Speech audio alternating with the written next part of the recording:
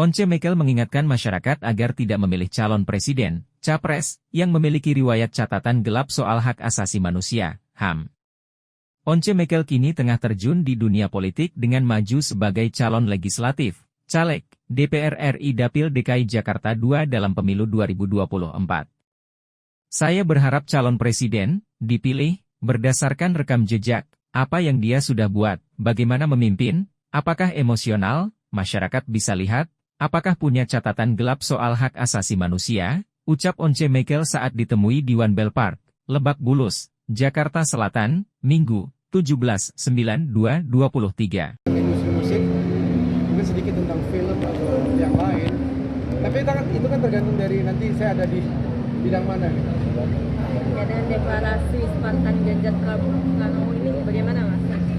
Nah, saya semakin optimis bahwa Pak Ganjar memiliki banyak pendukung yang siap untuk menyebarkan keberanian kepada masyarakat Indonesia untuk kita membuka diri dan mendorong terpilihnya Pak Ganjar menjadi presiden.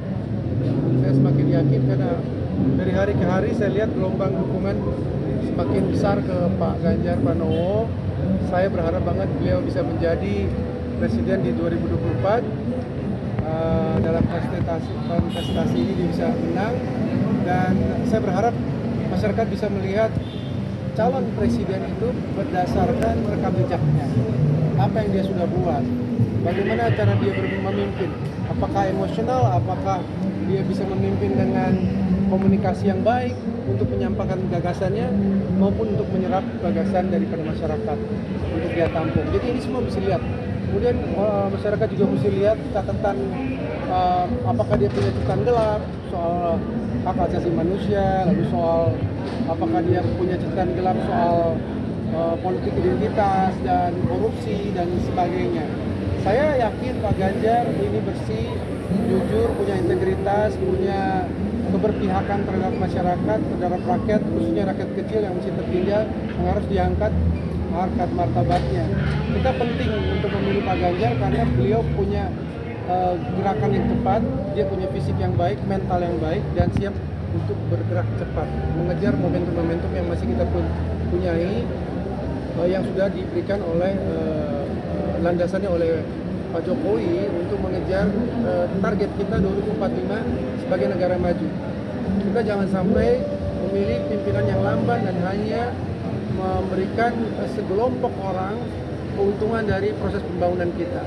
Jadi selain pertumbuhan yang harus kita perjuangkan, kita harus perjuangkan supaya pertumbuhan yang ada itu bukan menjadi angka-angka kosong, tapi benar-benar masuk ke dalam pemerataan di kesejahteraan di masyarakat, benar-benar terimplementasikan di masyarakat sehingga banyak kehidupan yang bisa terangkat.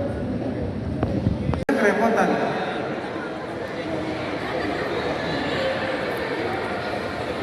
Coba ya.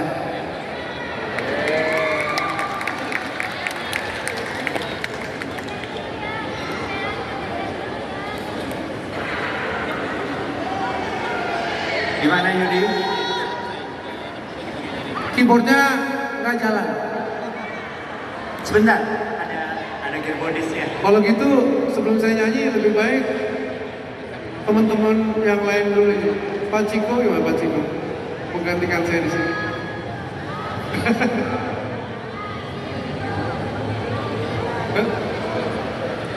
Jangan lupa subscribe ya.